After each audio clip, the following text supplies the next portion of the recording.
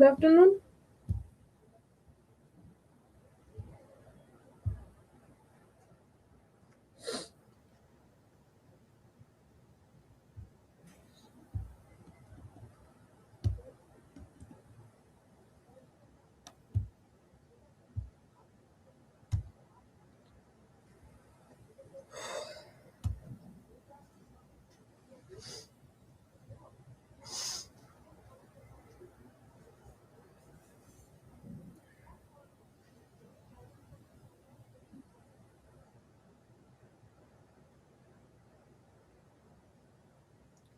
আইডিয়ালটা কি?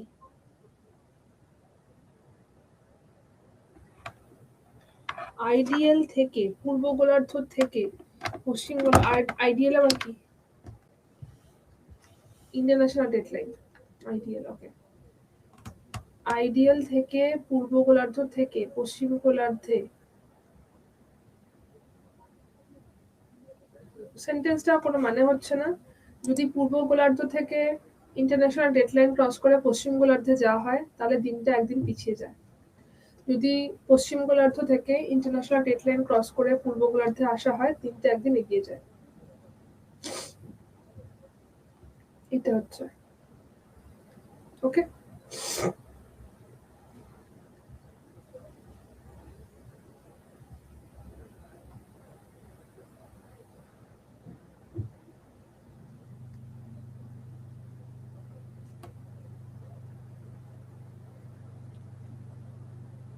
আমি তো ক্লাসের নোট ইংলিশ বাংলা দুটোতেই দিই।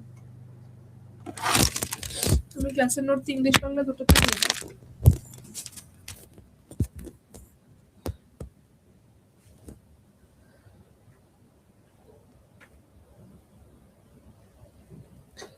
পাঞ্জাবকে ফিফথ রিভার কান্ট্রি বলে যে নদীগুলো সিন্ধু থেকে বেরিয়েছে। হ্যাঁ, পঞ্চনদের দেশ বলা হয় কারণ সিন্ধুর যে 5টা উপনদী সেই উপনদীর জন্য ওখানে পঞ্চনদের দেশ বলা হয়।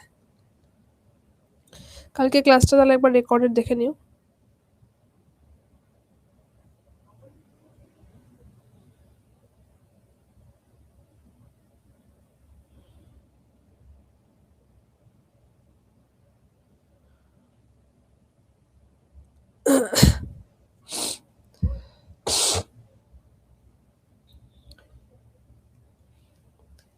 আমার শরীর ঠিক আছে কিন্তু আমার ঠান্ডাটা লেগে আছে এবং ঠান্ডাটা আমার কমছে না।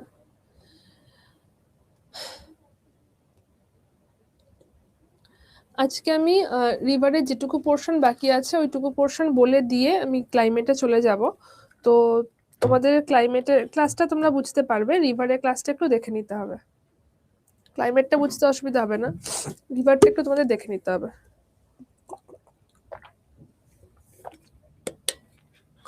ঠিক আছে? আগের দিন যারা ক্লাসে ছিলে কারো কোনো কিছু ডাউট আছে? আমি পিডিএফটা পুরো দুটো জায়গাতে দুটো ভাষাতে পিডিএফ দিয়ে দিয়েছি, তোমরা একটু দেখে নিও। একটাতে আমি রিভার প্রজেক্ট দিয়েছি, একটাতে বাংলা ভাষাতে রিভার দিয়েছি, একটা ইংলিশের রিভার দিয়েছি। ডিটেলসেও রয়েছে, শর্টকাটেও রয়েছে, দুটোতেই দেয়া রয়েছে। তোমাদের কোনো ডাউট থাকলে সেটাকে একবার দেখে নিও। আগের দিনে কারোর কোথাও কোনো জিনিসে ডাউট আছে? বলো কি কোশ্চেন। আমি রিভার প্রজেক্ট আজকে দেখিয়ে দেবো যে কিভাবে পড়তে হবে। বলো কি প্রশ্ন।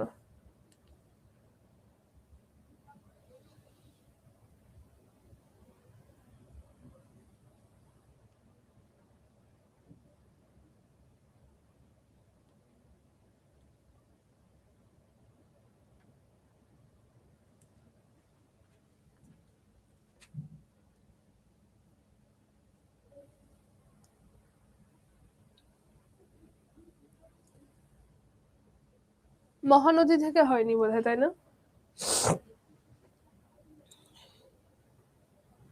যেগুলো ইয়েলো হাইলাইট করা আছে সেগুলো থেকে প্রিভিয়াস ইয়ার কোশ্চেন এসছে।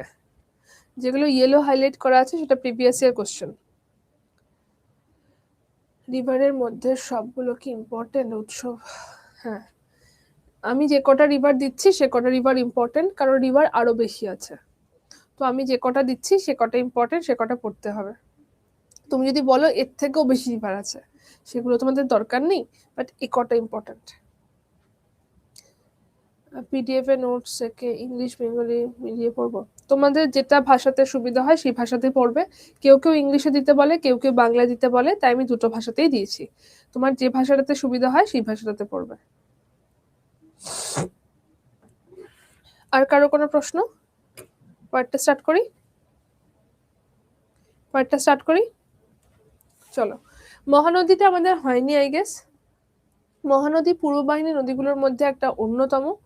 পূর্ববাহিনী নদীগুলোর ক্ষেত্রে এটা একটা অন্যতম নদী। মহানদী উৎপত্তি লাভ করেছে অমরকণ্টক, মানে বেসিক্যালি মহাকাল পর্বত থেকে উৎপত্তি লাভ করেছে।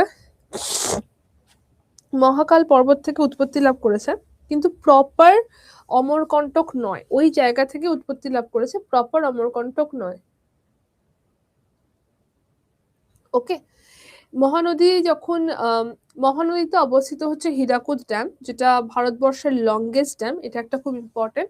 মহানদী একটা সময় প্রচন্ড বেশি লেভেলে ফ্লাড প্রোন ছিল, খুব বেশি বন্যা সেখানে হতো, ঠিক আছে। তো সেইটাকে ঠিক করার জন্যই সেখানে হীরাকুদ তৈরি করা হয়। মহানদীর একটা উপনদী হচ্ছে সেওনাথ। সেওনাথ মহানদীতে জয়েন করে, তারপর মহানদী ওড়িশাতে আসে। ফার্স্ট হচ্ছে সেটা ছত্তিশগড় থেকে উৎপত্তি লাভ করেছে। তো প্রথম প্রশ্ন, মহানদী উৎপত্তি লাভ করেছে মহাকাল পর্বত থেকে, ঠিক আছে। তো সেখান থেকে উৎপত্তি লাভ করে সেটা ছত্তিশগড়ের মধ্যে দিয়ে প্রবাহিত হয়েছে। তো মহানদী প্লেন, আপার মহানদী প্লেন মানে ছত্তিশগড় প্লেন, এটা প্রশ্ন এসেছিল। আপার মহানদী প্লেন মানে ছত্তিশগড় প্লেন, এটা একটা প্রশ্ন এসেছিল, ঠিক আছে। ছত্তিশগড় দিয়ে প্রবাহিত হওয়ার সময় মহানদীর সাথে এসে মিট করে সেওনাথ রিভারটা মিট করে। সেওনাথ হচ্ছে মহানদীর একটা ট্রিবিউটারি মানে উপনদী। সেওনাথ নদীতে মিট করে, মহানদী আরো তার ভলিউম পেয়ে যায়, এবং এর ভলিউম পেয়ে সে ওড়িশাতে প্রবেশ করে। সেওনাথ মিট করার পর সে ওড়িশাতে প্রবেশ করে। ওড়িশাতে প্রবেশ করে সেখানে হীরাকুদ ড্যাম অবস্থিত। মহানদীতে অবস্থিত হীরাকুদ ড্যাম, যেটা লংগেস্ট ড্যাম অফ ইন্ডিয়া, এটাকে বলা হয়, ঠিক আছে। ব্যাস এই তিনটে জিনিস লাগবে। এছাড়া লাগবে হচ্ছে এর ডান দিকের উপনদী, এর বাঁ দিকের উপনদী। এগুলো শুধু নাম, আমি তোমাদের বাংলা ভাষাতেও নোট দিয়ে দিয়েছি। এগুলো হচ্ছে শুধু নাম। সেওনাথ, হাসদেও, মান্দ, আইবি, টেল, ওং, এগুলো হচ্ছে নাম। এই নামগুলোকে পড়তে হবে যে কোনটা ডান তীরের উপনদী, কোনটা বাঁ তীরের উপনদী। পরেরটা হচ্ছে গোদাবরী। গোদাবরীকে আমি অলরেডি তোমাদেরকে ডিসকাস করে দিয়েছিলাম যে গঙ্গা অফ সাউথ ইন্ডিয়া বলা হয়, সাউথ ইন্ডিয়ান গঙ্গা বলা হয়, এটাকে দক্ষিণ গঙ্গাও বলা হচ্ছে, কারণ এটার লেন্থটা সব থেকে বেশি। দক্ষিণ ভারতের দীর্ঘতম নদী, বা তুমি বলতে পারো ভারতের সেকেন্ড লংগেস্ট রিভার। গোদাবরী এটা ভারতের সেকেন্ড লংগেস্ট রিভার, ঠিক আছে। এটা উৎপত্তি লাভ করেছে ত্রম্বকেশ্বর থেকে, নাসিকের পাশে ত্রম্বকেশ্বর থেকে উৎপত্তি লাভ করেছে। তো এটা একটা প্রশ্ন এরকম আসে যে নাসিক কোন নদীর তীরে অবস্থিত, নাসিক কোন নদীর তীরে অবস্থিত, এই প্রশ্নটা এরকম আসে, ঠিক আছে। নাসিকের পাশে এটা অবস্থিত। আচ্ছা, এর যে উপনদীগুলো রয়েছে, এর ডান দিকের উপনদী কি কি, এর বাঁ দিকের উপনদী কি কি, প্রশ্ন আসে। দক্ষিণ গঙ্গা, বৃদ্ধ Ganga, Ganga of south India, এগুলো নিয়ে তো আসে। কোথা থেকে উৎপত্তি লাভ করেছে আসে, এবং কোন কোন রাজ্যের মধ্যে দিয়ে প্রবাহিত হয়েছে সেটাও আসে। একদম মনে করো আমি কালকে তোমাদেরকে বোধহয় দিয়ে দিয়েছিলাম এই লিস্টটা, যে কোন নদী কোন কোন রাজ্যের মধ্যে থেকে প্রবাহিত হয়েছে, তারও একটা লিস্ট এখানে দেওয়া রয়েছে, সেটাকেও কিন্তু দেখে নেবে। এটাও কিন্তু প্রশ্ন আসে।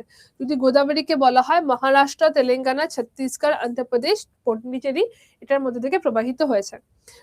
গোদাবরীকে যদি বলা হচ্ছে, গোদাবরী যখন প্রবাহিত হয়ে এসে রাজমুন্দ্রির কাছে এসে, দেখো মহারাষ্ট্র থেকে প্রবাহিত হয়ে এসে এই জায়গাটা হচ্ছে রাজমুন্দ্রি, এই জায়গাটা হচ্ছে রাজমুন্দ্রির কাছে এসে এটা মেন দুটো শাখায় ভাগ হয়ে গেছে। এটা দুটো শাখায় ভাগ হয়ে এটা তারপর বঙ্গোপসাগরে পতিত হয়েছে। একটা শাখা চলে গেছে আরে একটা শাখা চলে গেছে গৌতমী গোদাবরী নামে, আর একটা শাখা চলে এসছে বশিষ্ঠ গোদাবরী নামে। আমি দেখবো না, একটা হচ্ছে গৌতমী গোদাবরী নামে, আরেকটা হচ্ছে বশিষ্ঠ গোদাবরী নামে।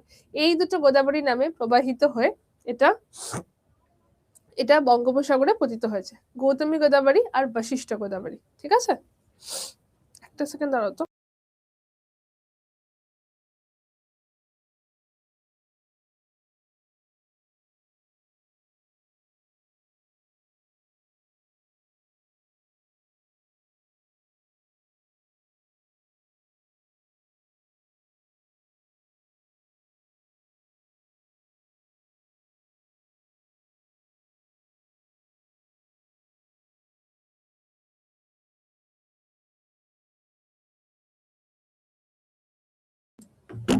তো এটা দুটো ভাগে ভাগ হয়ে এতে পতিত হয়েছে।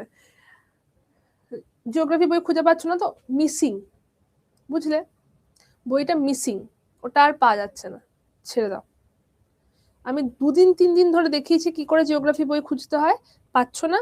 ওই ঘড়িটা মিস্টার ইন্ডিয়ার, মানে ওই বইটা মিস্টার ইন্ডিয়ার ঘড়ি পরে নিয়েছে, তাই ওটা মিসিং, ওটা পাওয়া যাবে না, বাদ দাও, পড়ো, ঠিক আছে? ওটাও আমারই বই, এটাও আমারই নোট, পড়ো। চলো, তো এটা দুটো ভাগে ভাগ হয়ে গেছে, দুটো ভাগে ভাগ হয়ে গিয়ে এটা বঙ্গোপসাগরে পতিত হয়েছে। ওকে, কি কি ভাগে ভাগ হয়েছে? একটা হচ্ছে গৌতমী গোদাবরী, একটা হচ্ছে বশিষ্ঠ গোদাবরী, বাস, আর কিছু লাগবে না। পরেরটা হচ্ছে কৃষ্ণা। কৃষ্ণা টোটাল লেন্থ যদি বলা হয় 1400। কৃষ্ণা ভারতের থার্ড লংগেস্ট রিভার এবং দক্ষিণ ভারতের সেকেন্ড লংগেস্ট রিভার। ভারতের থার্ড লংগেস্ট রিভার, দক্ষিণ ভারতের সেকেন্ড লংগেস্ট রিভারের মধ্যে যাচ্ছে। কৃষ্ণা কোথা থেকে উৎপত্তি লাভ করেছে? এটা উৎপত্তি লাভ করেছে মহারাষ্ট্র থেকে। কৃষ্ণা উৎপত্তি লাভ করেছে মহারাষ্ট্র থেকে, মহারাষ্ট্রের ঝোর ভিলেজের মহাবালেশ্বরের কাছ থেকে উৎপত্তি লাভ করেছে। ঘাটপ্রভা, মালপ্রভা, তুঙ্গভদ্রা, ভীমা, মুসি, এগুলো হচ্ছে কৃষ্ণার উপনদী। কৃষ্ণার উপনদীর মধ্যে কয়েকটা বৈশিষ্ট্য রয়েছে যেটা প্রশ্ন আসতে পারে, সেটা হচ্ছে, লিখে রাখো, এটা হয়তো নোটসে নেই, লিখে রাখো, এটা হয়তো তোমার নোটসে নেই, ঠিক আছে? কৃষ্ণার একটা উপনদী হচ্ছে ভীমা, ঠিক আছে? এটা একটা নদী হচ্ছে মুলা, এটা একটা নদী হচ্ছে মুথা, একটা নদী হচ্ছে মুলা, একটা নদী হচ্ছে মুথা। মুলা আর মুথা নদী এসে যেখানে মিট করেছে, এই জায়গাটাতে অবস্থিত হচ্ছে পুনে, এখানে পুনে অবস্থিত। তো এটা একটা প্রশ্ন আসে, কোন দুটো নদীর মিলিত স্থানে পুনে অবস্থিত? প্রশ্ন আসে, পুনে। এখান থেকে যে নদীটা প্রবাহিত হচ্ছে সেটা হচ্ছে মুলা মুথা নদী, ঠিক আছে? মুলা মুথা নদী হচ্ছে ট্রিবিউটারি অফ ভীমা নদী। এ গিয়ে কোথায় মিট করেছে? এ গিয়ে মিট করেছে ভীমা নদীতে, এ গিয়ে মিট করেছে ভীমা নদীতে। ভীমা নদীটা হচ্ছে কৃষ্ণার উপনদী, এটা হচ্ছে কৃষ্ণার উপনদী। Sorry sorry, clear? তো এটা একটা প্রশ্ন আসে, মুলামুথা নদী কোথায় মিট করেছে, ওখানে কোন শহর অবস্থিত, মুলামুথা নদী কার উপনদী, ভীমা কার উপনদী, এটা একটা প্রশ্ন এখান থেকে আসে। ঠিক আছে, ক্লিয়ার? বুঝেছো সবাই? বুঝেছো সবাই? এর পরের একটা প্রশ্ন আসে, কৃষ্ণা নদীর আরেকটা উপনদী হচ্ছে কোয়েনা।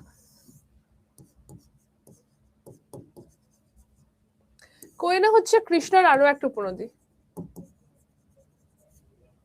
কোয়েনা, ঠিক আছে? কোয়েনা নদীটা কি রয়েছে? কোয়েনা নদীতে অবস্থিত একটা ড্যাম, কোয়েনা নদীতে একটা ড্যাম অবস্থিত, সেটা দেখবে তোমাদের ড্যামের নোটস এর মধ্যে আমি দিয়ে রেখেছি। কোয়েনা নদীতে একটা ড্যাম অবস্থিত, সেটা হচ্ছে কোয়েনা ড্যাম। কোয়েনা ড্যামটা, এখানে electricity generation capacity is highest. এটা অবস্থিত মহারাষ্ট্রে, এবং মহারাষ্ট্রে অবস্থিত হওয়ার সময় এই জায়গাতে electricity generation capacity is highest. সমস্ত ড্যামের তুলনায় এখানে ইলেকট্রিসিটি জেনারেশনটা সব থেকে বেশি হয়ে থাকে। ঠিক আছে, ক্লিয়ার? লিখেছো তো? ব্যাস, বাকিগুলো কিছু লাগবে না, উপনদীগুলোকে পড়ে নিতে হবে, পিডিএফ এ দেওয়াও আছে। আচ্ছা, এখানে প্রশ্ন এসেছিল, কৃষ্ণার আরেকটা উপনদী হচ্ছে মুসি, মুসির তীরে কোন শহর অবস্থিত? মুসির তীরে অবস্থিত হচ্ছে হায়দ্রাবাদ। প্রশ্ন এসেছিল, মুসির তীরে অবস্থিত হচ্ছে হায়দ্রাবাদ, এটা একটা প্রিভিয়াস ইয়ার কোশ্চেন। পরেরটাতে আসছি কাবেরী। কাবেরীকে গঙ্গা অফ দ্য সাউথ বলা হয়। দেখো এখানে কিন্তু ইন্ডিয়া টার্মটা নেই, এটাকে গঙ্গা অফ দ্য সাউথ বলা হচ্ছে। এটা উৎপত্তি লাভ করেছে ব্রহ্মগিরি রেঞ্জ থেকে, কর্ণাটকার ব্রহ্মগিরি রেঞ্জ থেকে উৎপত্তি লাভ করেছে। এর ডান তীরের উপনদী, বাঁ তীরের উপনদী 100% পড়তে হবে। এই জায়গাতে অবস্থিত হচ্ছে শিবসমুদ্রম ওয়াটারফল। শিবসমুদ্রম ওয়াটারফল একটাতে অবস্থিত। শিবসমুদ্রমটা হচ্ছে ভারতের, শিবসমুদ্রম ওয়াটারফলটা হচ্ছে ভারতের হাইড্রো ইলেকট্রিসিটি হাইড্রো পাওয়ার মানে ফার্স্ট হাইড্রো পাওয়ার তৈরি হয়েছিল সিদ্রাপং, সেটা হচ্ছিল দার্জিলিং এ, সেটা হচ্ছিল 1898-তে। তার পরেরটা হয়েছিল শিবসমুদ্রমে, শিবসমুদ্রমে হয়েছিল 1902-তে। তো এখানে সেকেন্ড ওল্ডেস্ট হাইড্রোইলেকট্রিক পাওয়ার সেটা হচ্ছে শিবসমুদ্রম, সেকেন্ড ওল্ডেস্ট হাইড্রোইলেকট্রিক পাওয়ার শিবসমুদ্রম, ঠিক আছে, এটা এখানে অবস্থিত। আরেকটা ভারতবর্ষের ওল্ডেস্ট ড্যাম, ভারতের ওল্ডেস্ট ড্যাম, ভারতবর্ষের প্রাচীনতম বাঁধ অবস্থিত হচ্ছে কল্লানাই, সেই ড্যামটার নাম হচ্ছে কল্লানাই, তোমাদের ড্যামের নোটস এর মধ্যে দেওয়া আছে। কল্লানাই ড্যাম, সেটা অবস্থিত কাবেরীতে, সেটা অবস্থিত কাবেরীতে, তামিলনাড়ুতে, কাবেরীতে অবস্থিত তামিলনাড়ুতে। এছাড়া কাবেরীতে ওই যে কোলার গোল্ড ফিল্ড বা এই যে জায়গাগুলোতে রয়েছে সেখান থেকে জল এখানে ডেলিভারি করা হয়, ঠিক আছে। এই হচ্ছে টোটাল আমাদের রিভারের যা যা লাগবে। আমি তোমাদের রিভার প্রজেক্টটাকেও একটু দেখিয়ে দিচ্ছি। বুঝতে পেরেছো? কারোর কোনো প্রশ্ন? কারোর কোনো প্রশ্ন? এটুকুর মধ্যে কারোর কোনো প্রশ্ন? এমসিকিউ প্যাটার্ন কবে থেকে করাবো এই মুহূর্তে বলতে পারছি না, তার কারণ আমার অলরেডি দেখো আজকে আমার ক্লাইমেটের ক্লাস, আমি এখনো তোমাদের রিভার করাচ্ছি, ইভেন আমার একটা মানে সয়েলের ক্লাসও বাকি আছে। তো আমি আগে একটু আমার সিলেবাস শেষ করব, তারপর এমসিকিউতে যাব। আমি তোমাদেরকে যেভাবে পড়াচ্ছি, আমি তোমাদের যেভাবে বলে দিচ্ছি যে এইটা এখান থেকে প্রশ্ন আসতে পারে, এখান থেকে প্রশ্ন আসতে পারে, সেটাই তোমাদের কাজে লাগার কথা, এবং তাই জন্য আমাকে ডিটেলসটা পড়াতে হবে। যদি আমি জিজ্ঞেস করি বুঝতে পেরেছো কিনা, এতজন ক্লাসে আছো, কেউ তো একটু উত্তর দিতে পারো যে বুঝতে পেরেছো কি পারোনি, কোনো জায়গায় ডাউট আছে কিনা, তাহলে তো আমিও বুঝতে পারি যে শুনছো কিনা।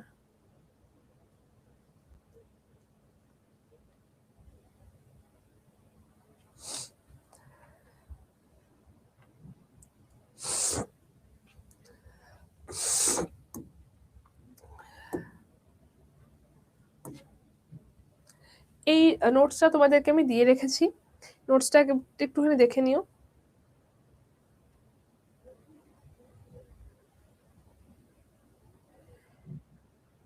এই নোটসটাকে একবার একটুখানি দেখে নিও, কয়েকটা হাইলাইটেড পয়েন্ট বলে রাখছি।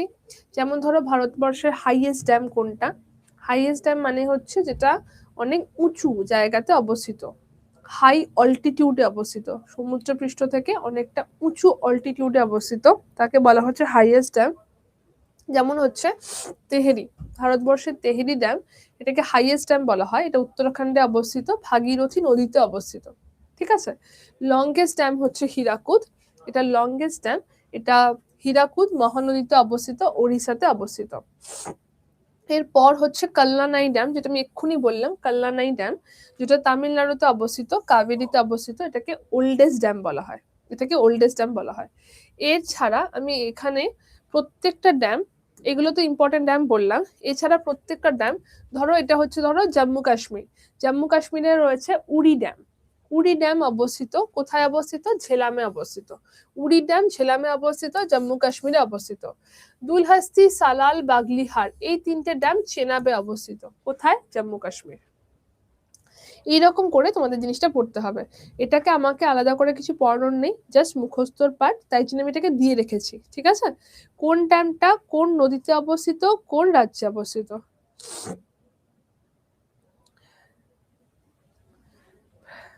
ব্রহ্মগিরি, কৃষ্ণা উৎপত্তি লাভ করেছে মহাবালেশ্বর থেকে, মহাবালেশ্বর।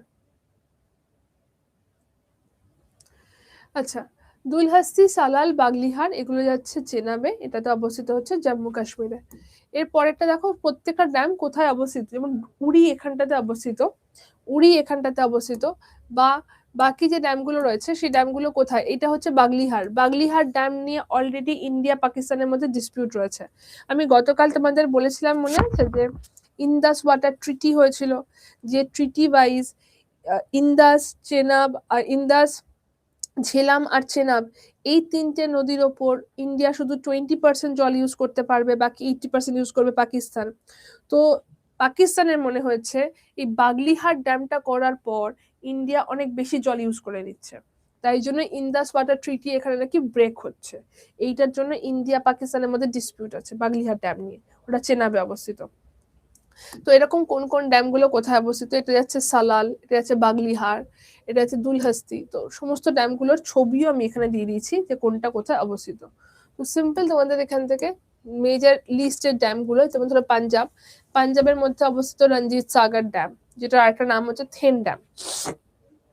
এক্ষুনি তোমরা বলবে যে ম্যাম বাংলা, তো ফার্স্টেই বলে রাখি এটার নাম, এটার নাম, এটার নাম, সবকটার নাম যেগুলোর নাম থাকে তার বাংলা আমি দিই না নর্মালি। তো এটা যেহেতু শুধু শুধু নাম রয়েছে না, তাই জন্য এটা বাংলাটা দেওয়া নেই। রঞ্জিত সাগর ড্যামকে রঞ্জিত সাগর ড্যামই বলা হয়, ঠিক আছে। এটা রাবি নদীতে অবস্থিত, কালকে রাবি নদীর নাম বলে দিয়েছি, এটা পাঞ্জাবে অবস্থিত। ওকে, তো এইরকম করে জিনিসটাকে তোমাদের একবার দেখে নিতে হবে। ক্লিয়ার? বুঝতে পেরেছো কিনা বলো? পুরো রিভারটা আমি কমপ্লিট বলছি, বুঝতে পেরেছো কিনা বলো? যদি বুঝতে পেরে থাকো আমি নতুন জায়গাতে যাবো, আদারওয়াইজ কোনো কোশ্চেন থাকলে করতে পারো। একটু 2 মিনিট দেখে নাও কোনো কোশ্চেন আছে কিনা।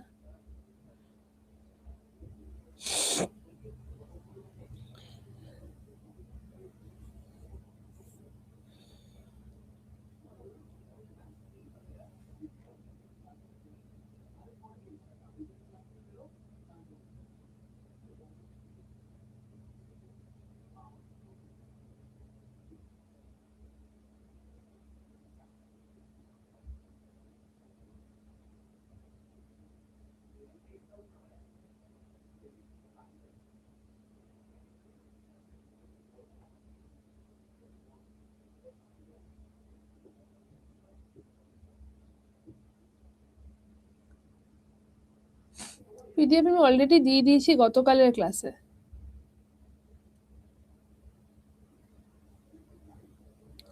গতকালের ক্লাসে এটা পিডিএফটা দেওয়া আছে।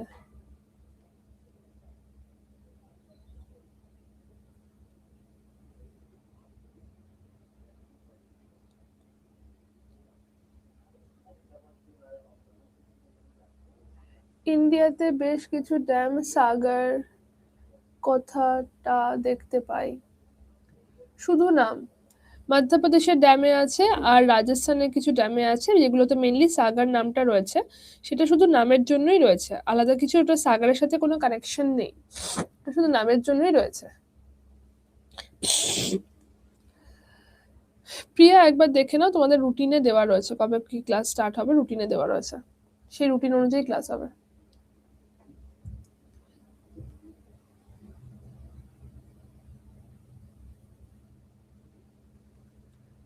বলো, ক্লিয়ার? কোনো প্রশ্ন?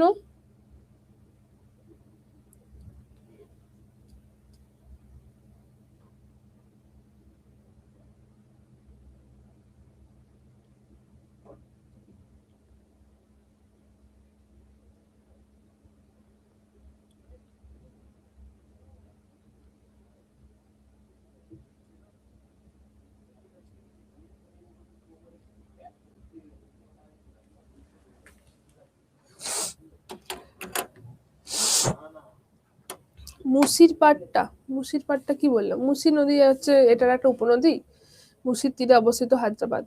আর তো মুসি নিয়ে কিছু বলিনি। মুলা আর মুথা দুটো ইন্ডিভিজুয়াল নদী, মুলা মুথা নদী যেখানে মিট করেছে সেখানে পুনে অবস্থিত। পুনে নদী যে ওখান থেকে নাম নিয়েছে মুলামুথা নদী, মুলামুথা নদী নামে প্রবাহিত হয়েছে, হয়ে সেটা ভীমাতে পড়েছে, ভীমা নদীটা গিয়ে কৃষ্ণাতে পড়েছে। মাহি নদী কর্কটক্রান্তি রেখাকে 2বার ক্রস করেছে।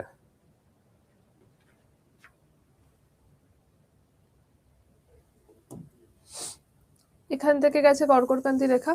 মাহি নদী, মাহি নদী এখান থেকে উৎপত্তি হয়ে এখানে একবার কাট করেছে, গিয়ে ঘুরে এসে এখানে একবার কাট করেছে, এখান থেকে উৎপত্তি হয়ে এখানে পতিত হয়েছে, এইভাবে গিয়ে করেছে।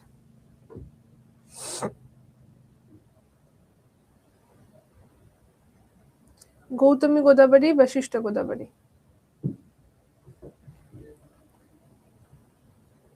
কটা পেজ আছে পিডিএফ এ, একটু পিডিএফটা খুলে দেখো, ঠিক আছে?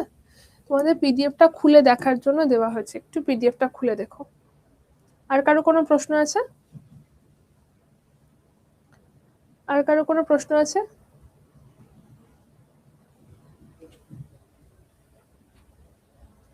বাবু আর কারো কোনো প্রশ্ন? রিভার একদম ক্লিয়ার? রিভার একদম ক্লিয়ার?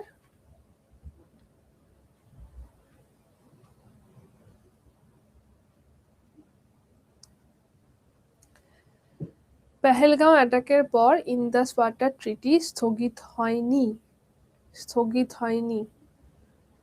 আচ্ছা, একটা জিনিস বলো লাবণী, একটা জিনিস আমাকে জাস্ট বলো, তোমার কি মনে হয় যে ভারতের কাছে এই শক্তিটা রয়েছে যে ভারত কোনো একটা নদীর জল কমপ্লিটলি বন্ধ করে দিতে পারে? যদি যদি ভারতের যে সিন্ধুর যে উপনদীগুলো রয়েছে তাদের জল কমপ্লিটলি বন্ধ করে দেয়, তাহলে একটা ড্যাম দিয়ে বন্ধ করতে হবে। সেখানে এসে জলের চাপ পড়বে, 1 বছরের বেশি সময় ধরে সেখানে জলের চাপ পড়ছে, সেখানে বন্যা হবে না? সেই জায়গাটাতে বন্যা হবে না? ড্যামটা তো ফেটে যাবে। যদি আমরা কমপ্লিটলি জলটাকে বন্ধ করে দিই, সেটা কি থাকবে? থাকবে না, তাই না? তো যখন তোমরা শুনেছিলে যে ইন্দাস ওয়াটার ট্রিটি ভারত মানবে না, তার মানে এরকম নয় যে ভারত জল দেওয়া বন্ধ করে দেবে, পাকিস্তান শুকিয়ে যাবে। না, সেটা পসিবল নয়, সেটা পসিবল নয়। সেই টেকনোলজি এই মুহূর্তে ভারতের নেই। ভারত করলে আপাতত ভারতের বিপদ হবে, ভারত এখানে বন্যা হয়ে যাবে। কি করা হয়, কোনো জায়গাতে যখন একটা ড্যাম তৈরি হয়, প্রত্যেকটা জায়গাতে কিছু ঘন্টা অন্তর একটা রিপোর্ট যায় যে এখন জলের লেভেলটা এখানে রয়েছে, এখন এখান থেকে এতটা জল ফ্লো করছে, এরপর এতটা জল হতে পারে। প্রত্যেকটা ঘন্টায়, যারা ফারাক্কা বা এরকম জায়গাতে থাকে, সেরকম জায়গাতে প্রত্যেকটা ঘন্টায় একটা জলের রিপোর্ট যায় যে ইন্দাসে এই এই ড্যামটা এখানে রয়েছে, চেনাবে এই ড্যামটা রয়েছে, এখানে জলের ফ্লো এখন এতটা, এটাতে এতটা রয়েছে। যদি ধরো এখানে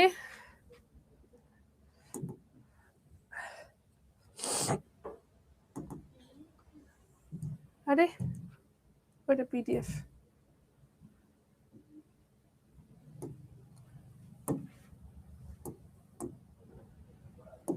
ধরো এটা হচ্ছে ইন্ডিয়া, দ্যাট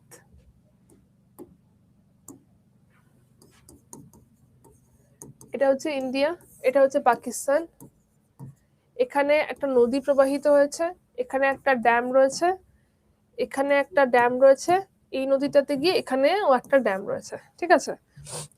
এখান থেকে যে জলটা যে সময় যাচ্ছে সেই রিপোর্টটা আমাকে এই জায়গাতে পাঠাতে হয়, সেই রিপোর্টটা আমাকে এই জায়গাতে পাঠাতে হয়, তাহলে সমস্ত জিনিসপত্র একদম ঠিকঠাক করে থাকে, তাহলে একমাত্র সমস্ত জিনিসপত্র ঠিকঠাক করে থাকে। রিপোর্টটা কোথায় কতটা জল যাচ্ছে, কি পরিমাণ জল ছাড়া হচ্ছে, এখান থেকে আমি যে জলটা ছাড়বো সেই জলটা এখানে আসবে, এখানে যদি আমি জল কমিয়ে দিই তাহলে এখানে কম জল আসবে, এখানে আরো কমিয়ে দিই এখানে আরো কম জল যাবে, কিন্তু আমি জলটাকে পুরো আটকাতে পারবো না, কমপ্লিটলি আটকানো যায় না।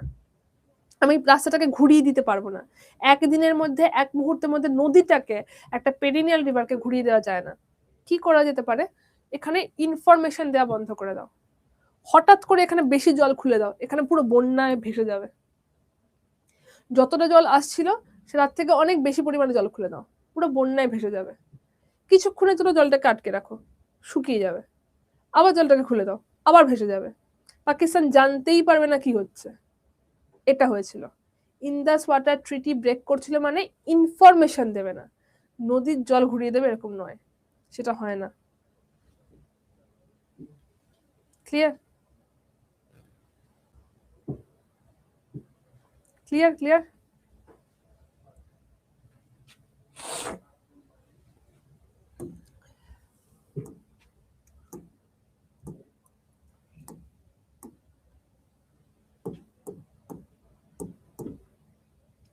তোমাদের জিওগ্রাফি ক্লাস ভাল লাগে, বুঝতে পারো? জিওগ্রাফি ক্লাস ভাল লাগে? মানে আমাকে দেখে তোমাদের খুব রাগী মনে হয়, আমি এটা শিওর, বাট ক্লাস তোমাদের ভালো লাগে, ক্লাস বুঝতে পারো?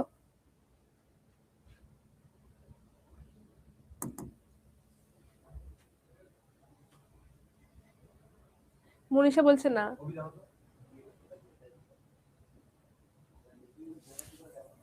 মনীষা বলছে না, কি করা যাবে? কষ্ট করে বুঝে নাও, কষ্ট করে বুঝে নাও।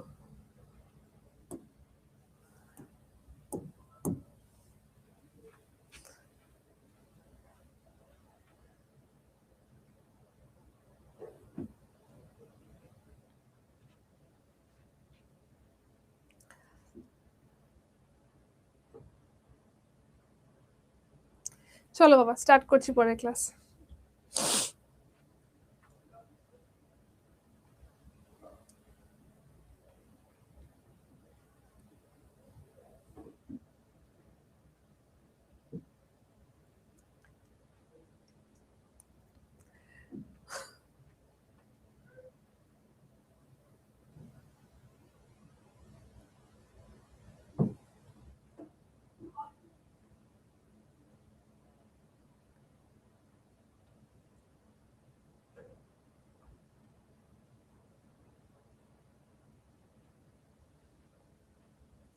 স্টার্ট করছি ক্লাস।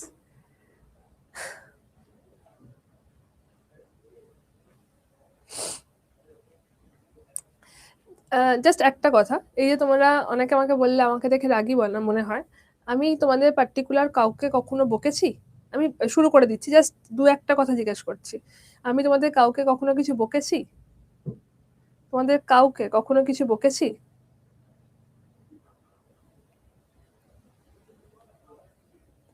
কাউকে কোনোদিনও বকেছি তোমাদের?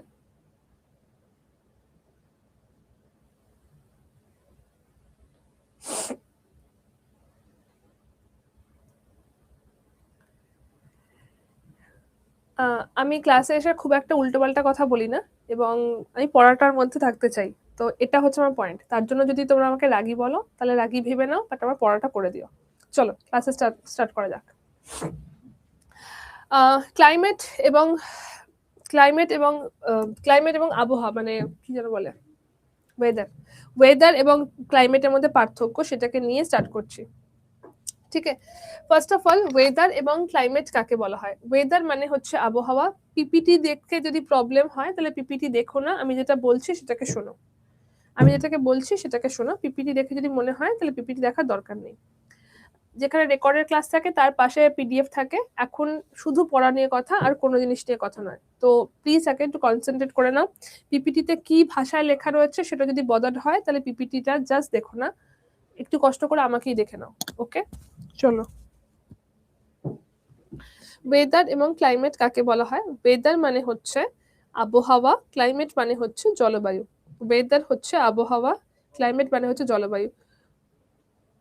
অনুষ্কা চক্রবর্তী, আমি কি করবো বাবু? তোমাকে আমি চিঠি লিখবো যে তুমি প্লিজ তোমার কোশ্চেনটা আমাকে পাঠাও, এটা বলে তোমাকে চিঠি লিখতে হবে, তারপর আমাকে কোশ্চেন বলবে? তো তো আমার একটা কোশ্চেন ছিল, তো সেটাকে কোশ্চেনটাকে না বললে আমি বুঝবোটা কি করে? চিঠি তো লিখবো না, তোমাকে কোশ্চেনটা এখানেই বলতে হবে। সবাইকে জিজ্ঞেস করছি কোনো কোশ্চেন আছে কিনা। চলো, আবহাওয়া এবং জলবায়ু এই দুটোর মধ্যে পার্থক্যটা কি? ওয়েদার, যেটাকে বলা হচ্ছে আবহাওয়া, সেটা হচ্ছে দৈনন্দিন যে ক্লাইমেটিক কন্ডিশন। মানে ধরো আজকে আমি বলছি আজকে প্রচন্ড গরম, আজকে প্রচন্ড সানি, আজকে প্রচন্ড গরম, আজকে বাইরে বেরোলেই প্রচন্ড ঘাম হচ্ছে। প্রচন্ড ঘাম হচ্ছে মানে হিউমিডিটিও ততটা রয়েছে, প্রচন্ড গরম আজকের দিনে। আবার কালকে যদি আমার ওখানে খুব বৃষ্টি হয়ে যায় আমার টেম্পারেচারটা কমে যাবে। তো একটা জায়গাতে আমার প্রচন্ড গরম থাকছে, আমার প্রচন্ড গরম হচ্ছে, হিউমিডিটি বেশি থাকছে, আর একটা জায়গায় টেম্পারেচারটা কমে যাচ্ছে। তো দৈনন্দিন আজকের দিনে এটা হচ্ছে দৈনন্দিন অ্যাটমসফিয়ার। অ্যাটমসফিয়ার মানে হচ্ছে বায়ুমণ্ডল, অ্যাটমসফিয়ারের যে কন্ডিশনটা হচ্ছে তাকে বলা হচ্ছে আমাদের ওয়েদার, তাকে বলা হচ্ছে আমাদের আবহাওয়া, তাকে বলা হচ্ছে আবহাওয়া। আর জলবায়ু কাকে বলে? জলবায়ু হচ্ছে কোনো একটা পার্টিকুলার জায়গার 30 থেকে 40 বছরের গড় আবহাওয়াকে বলা হয় জলবায়ু। 30 থেকে 40 বছরের গড় আবহাওয়াকে বলা হয় জলবায়ু। ঠিক আছে, একটা হচ্ছে আবহাওয়া আর একটা হচ্ছে জলবায়ু। জলবায়ু হচ্ছে 30 থেকে 40 বছরের বলা হয়, ওয়েদার হচ্ছে যেটা দৈনন্দিন আজকে একদিনের, এটা পার্থক্য হচ্ছে। ভারতের জলবায়ুকে নিয়ে যদি বলা হয়, আমি সবগুলো বাংলাতে দিয়ে দেবো। ভারতের জলবায়ুকে নিয়ে যদি বলা হয়, ভারতের জলবায়ু হচ্ছে উষ্ণ ক্রান্তীয় মৌসুমী জলবায়ু। ভারতের জলবায়ু লিখে রাখতে পারো, ভারতের জলবায়ু উষ্ণ ক্রান্তীয় মৌসুমী জলবায়ু। ক্রান্তীয় কেন? তার কারণ ভারত অলমোস্ট ক্রান্তীয় অঞ্চলে অবস্থিত। কর্কট ক্রান্তি রেখার নিচের পোর্শনটা তো ক্রান্তীয় অঞ্চলে অবস্থিত, ফার্স্ট ক্লাসে বলেছিলাম। তো ভারত ক্রান্তীয় মৌসুমী উষ্ণ ও ক্রান্তীয় মৌসুমী অঞ্চলে অন্তর্গত, মানে ভারতের যে জলবায়ুটা সেটা মৌসুমী জলবায়ু দ্বারা, সেটা মৌসুমী জলবায়ু দ্বারা মেনলি এখানে কাজ করে থাকে। ক্রান্তীয় মানে হচ্ছে ট্রপিক্যাল, উষ্ণ মানে হচ্ছে হট, বা উষ্ণ মানে হবে এখান থেকে ওয়ার্ম ট্রপিক্যাল মনসুন এখানকার ক্লাইমেটের মধ্যে যাচ্ছে। নাতিশীতোষ্ণ না, এটা হচ্ছে ট্রপিক্যাল মনসুন ক্লাইমেট ভারতবর্ষের মধ্যে যাচ্ছে। ভারতবর্ষের যদি জলবায়ুকে বলা হয় সেটা ট্রপিক্যাল মনসুন ক্লাইমেটের ইনফ্লুয়েন্সে যাচ্ছে। উষ্ণ ক্রান্তীয় জলবায়ু মৌসুমী জলবায়ুর প্রভাবে এটা যাচ্ছে। ওকে,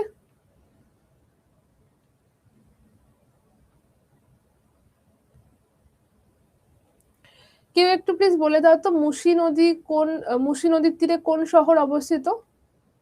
এটা অনুষ্কা চক্রবর্তীর প্রশ্ন ছিল। মুসি নদীর তীরে কোনটা অবস্থিত? পেয়ে গেছে অনুষ্কা উত্তর? চলো, তো ভারতের যে জলবায়ুটা রয়েছে, ভারতের যে ক্লাইমেটটা রয়েছে, সেটা বিভিন্ন জিনিস দ্বারা ইনফ্লুয়েন্স হয়ে থাকে। ভারতের জলবায়ুটা এই মেন 10টা জিনিস দ্বারা প্রভাবিত হয়ে থাকে, ইনফ্লুয়েন্স হয়ে থাকে।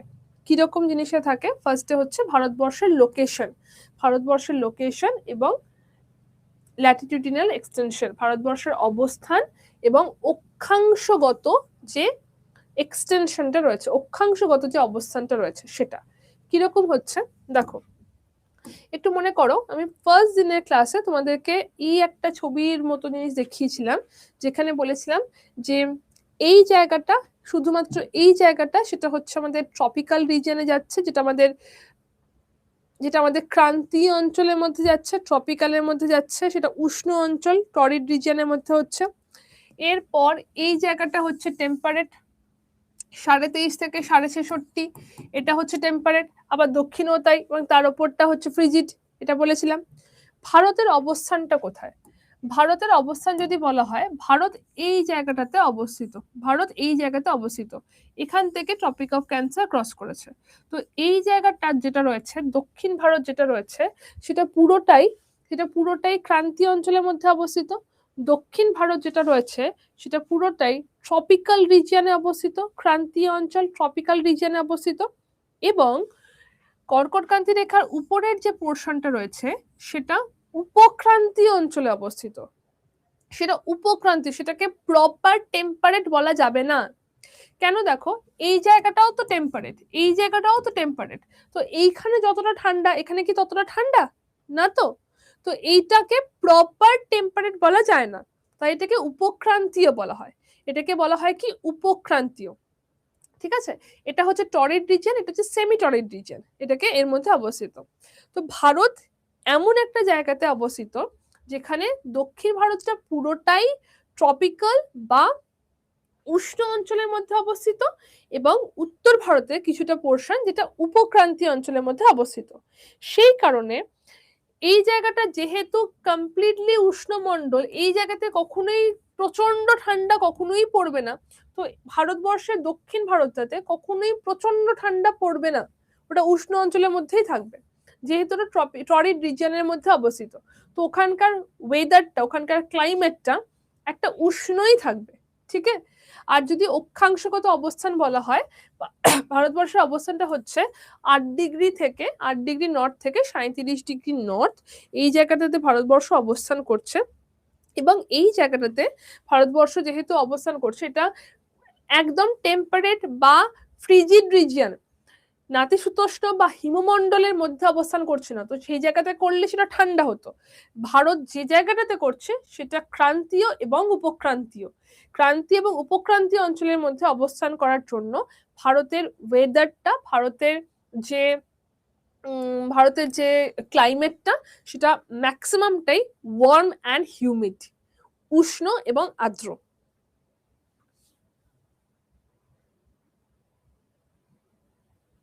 পশ্চিমবঙ্গের মধ্যে টোটাল 5টা জেলার ওপর থেকে ট্রপিক অফ ক্যান্সার ক্রস করেছে: পুরুলিয়া, বাঁকুড়া, পূর্ব বর্ধমান, পশ্চিম বর্ধমান, নদিয়া।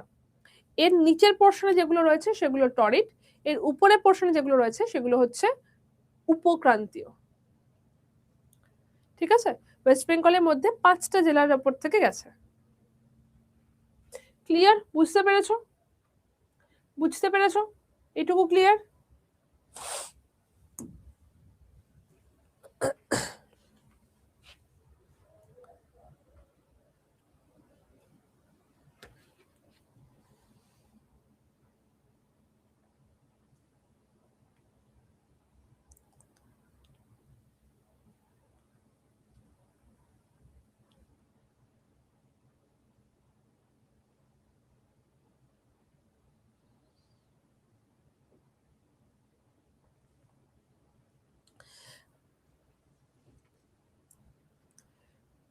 যাদের প্রশ্ন থাকবে, পড়াশোনার প্রশ্ন থাকলে প্রশ্ন করে দিও।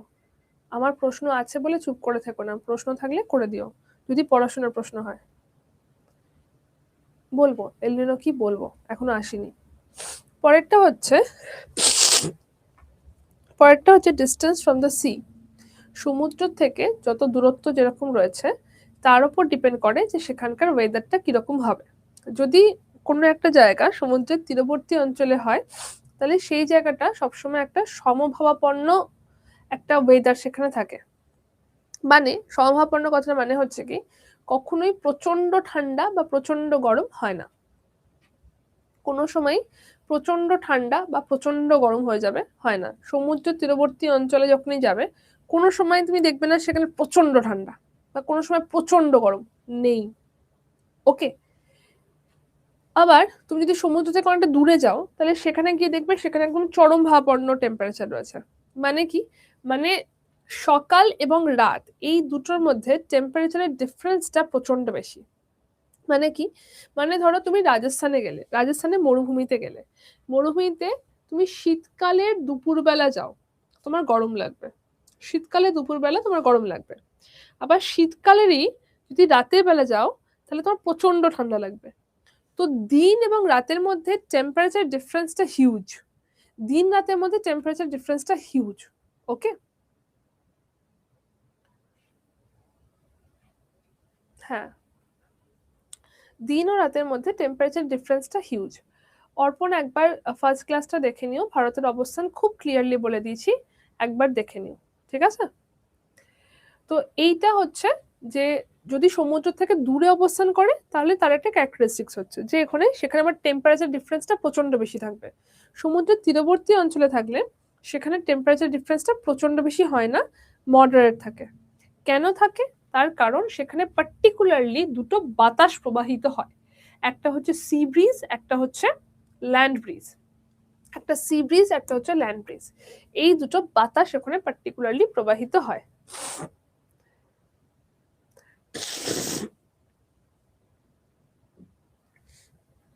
রাজস্থানে গরমকালে রাতের বেলা প্রচন্ড ঠান্ডা হয় না, ঠান্ডা হয়, প্রচন্ড নয়। ডিফারেন্সটা থাকে, ডিফারেন্সটা ততটাই থাকে।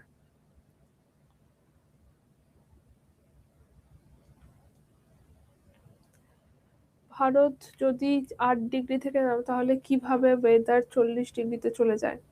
ক্লাইমেট চেঞ্জ বলে একটা কথা শুনেছো? আগে কি এত গরম পড়তো? না তো,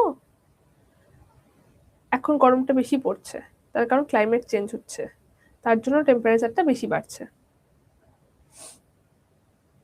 40 কি 50-এ যাবে টেম্পারেচার এবার। দুরকম বায়ু প্রবাহিত হয়, একটা হচ্ছে সি ব্রিজ, একটা হচ্ছে ল্যান্ড ব্রিজ।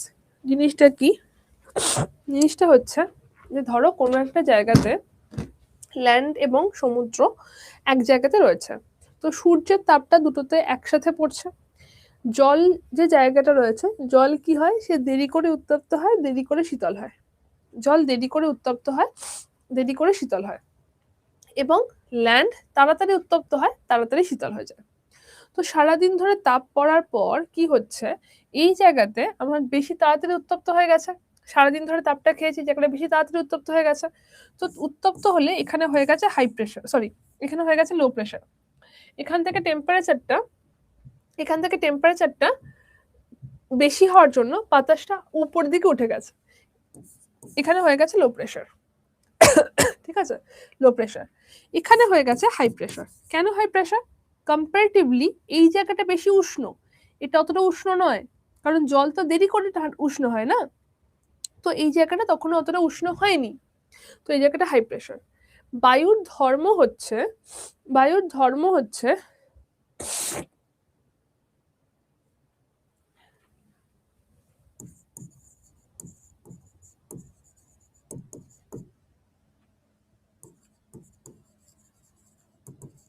বায়ুর ধর্ম হচ্ছে হাই প্রেশারের থেকে লো প্রেশারের দিকে বায়ু প্রবাহিত হয়। তো এই জায়গাটাতে যখন লো প্রেশার, এই জায়গাটা যখন হাই প্রেশার, তখন সি এর থেকে একটা বায়ু ল্যান্ডের দিকে প্রবাহিত হয়। এটাকে বলা হচ্ছে আমাদের সি ব্রিজ। যেহেতু সমুদ্র দিক থেকে প্রবাহিত হচ্ছে, তাই এটাকে বলা হচ্ছে সি ব্রিজ। যে দিক থেকে বায়ু প্রবাহিত হয় সেই দিকের নাম অনুসারে বায়ুর নামটা হয়। তো সমুদ্র থেকে বায়ুটা প্রবাহিত হচ্ছে, তাই এটাকে সি ব্রিজ বলা হচ্ছে। এই বায়ুটা কখন প্রবাহিত হয়? প্রত্যেকদিন বিকেল বেলার দিকে বায়ুটা প্রবাহিত হয়। কারণ সারাদিন ধরে তাপটা দেওয়ার পর, যখন সারাদিন ধরে তাপ খাওয়ার পর এটা উষ্ণ হয়ে গেছে, লো প্রেশার হয়ে গেছে, এটা হাই প্রেশার, সেই সময় এই জায়গা থেকে একটা বায়ু প্রবাহিত হয়। তো প্রত্যেকদিন বিকেল বেলা এই বায়ুটা প্রবাহিত হচ্ছে। আবার যখন সন্ধ্যেবেলা হচ্ছে, সন্ধ্যে থেকে রাত পর্যন্ত তাপ বিকিরণ করা হচ্ছে, ল্যান্ড কি করে? ল্যান্ড তাড়াতাড়ি উত্তপ্ত হয়, তাড়াতাড়ি শীতল হয়। জল কি করে? জল দেরি করে উত্তপ্ত হয়, দেরি করে শীতল হয়। তো যখন তাপ বিকিরণ করা হচ্ছে, তখন ল্যান্ড তাড়াতাড়ি তাপ বিকিরণ করে দিয়েছে, সন্ধ্যা থেকে শুরু করেছে, সারা রাত্রি তাপ বিকিরণ করেছে, তাপ বিকিরণ করে ল্যান্ড ঠান্ডা হয়ে গেছে। ল্যান্ড হয়ে গেছে তখন হাই প্রেশার। জল তখনও ঠান্ডা হতে পারছে না, জল তো দেরি করে শীতল হয়, জল তখনও ঠান্ডা হতে পারছে না, জল হয়ে যাচ্ছে আমাদের লো প্রেশার।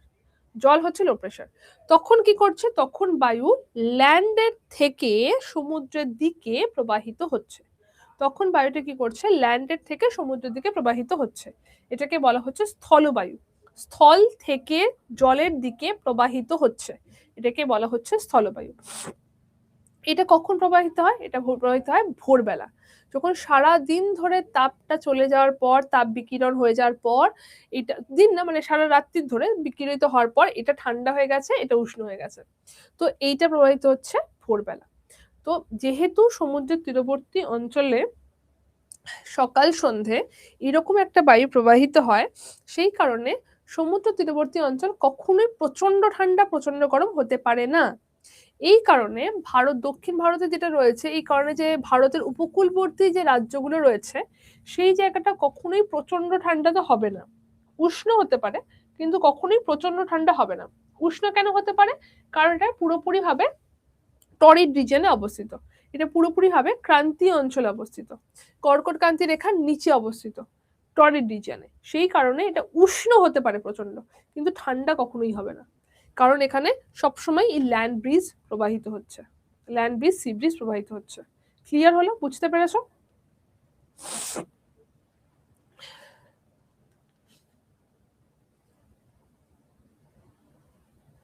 হ্যাঁ, এই জন্যই হয়ে থাকে।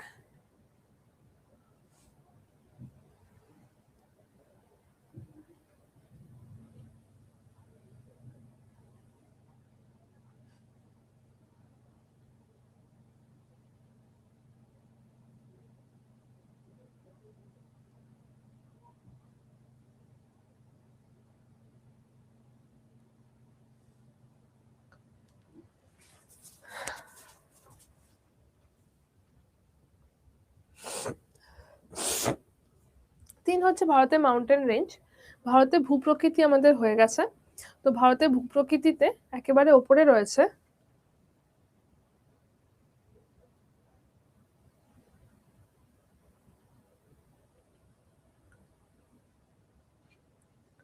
কুলার থেকে ওয়ার্মার হচ্ছে, মানে কোন জিনিসটা কুলার থেকে ওয়ার্মার হচ্ছে? হাই প্রেশারের থেকে লো প্রেশার দিকে বায়ু প্রবাহিত হয়, এটা বায়ুর ধর্ম। আচ্ছা, বা একদম ভারতবর্ষের উপরে হিমালয় পর্বত অবস্থান করছে, এই জায়গাটাতে অবস্থিত হচ্ছে সাইবেরিয়া। সাইবেরিয়া ঠান্ডা বাতাস ভারতবর্ষে ঢুকতে পারতো যদি না হিমালয় থাকতো।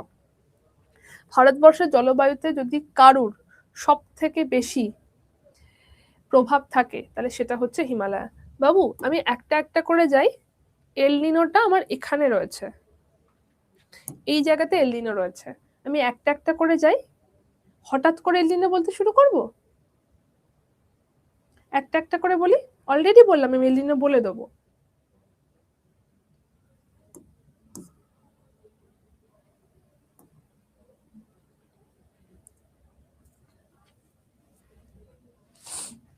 এটা হচ্ছে হিমালয় পর্বত। হিমালয় পর্বতের প্রভাব ভারতবর্ষের জলবায়ুতে প্রচন্ড বেশি। ভারতবর্ষে যদি হিমালয় না থাকতো এই ওয়েদারটা এরকম হতোই না, ঠিক আছে। এবং হিমালয় এখানে রয়েছে বলে এখান থেকে ঠান্ডা উষ্ণ যে সাইবেরিয়ান বায়ু সেটাকে আটকাচ্ছে, প্লাস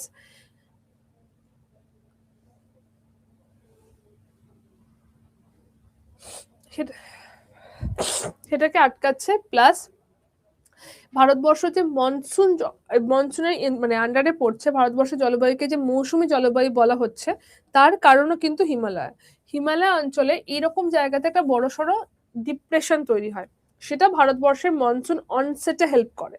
তো ভারতবর্ষে হিমালয়ের প্রভাবটা আলাদা লেভেলেরই রয়েছে। যদি হিমালয় এখানে না থাকতো, সেন্ট্রাল এশিয়া থেকে পুরোপুরি ঠান্ডা বায়ু এই জায়গাটাতে চলে আসতো এবং উত্তর ভারতের যে ওয়ার্ম অ্যান্ড হিউমিড ওয়েদার সেটা কখনোই থাকতো না, সেটা কখনোই থাকতো না।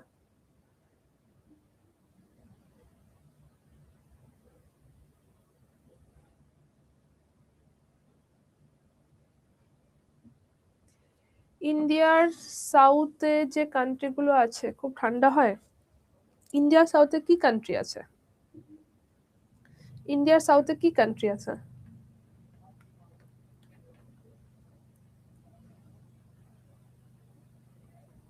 ইন্ডিয়ার সাউথে চীন আছে? ইন্ডিয়ার সাউথে চীন আছে?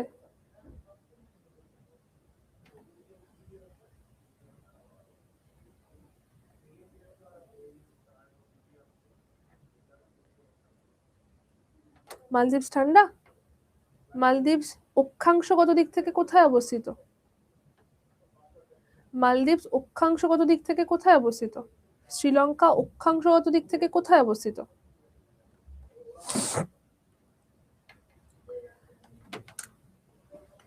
মালদ্বীপ শ্রীলঙ্কা অক্ষাংশগত দিক থেকে অবস্থিত টরিড রিজিয়নে।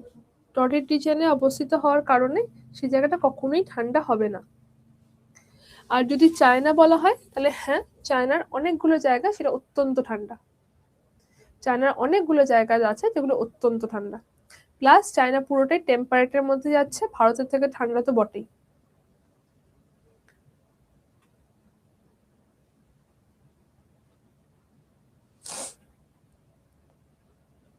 ক্লিয়ার?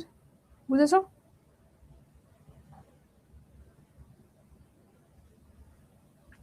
এত পর্যন্ত ক্লিয়ার সবার কাছে?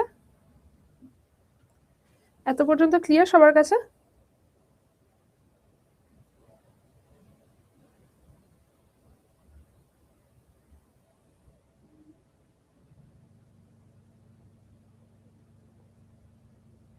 যাও, আজকে এত পর্যন্তই রাখলাম। যাও, টাটা। যতটা হয়েছে ক্লিয়ার হয়েছে, বুঝতে পেরেছো সবাই? যতটা হয়েছে ক্লিয়ার হয়েছে, বুঝতে পেরেছো সবাই?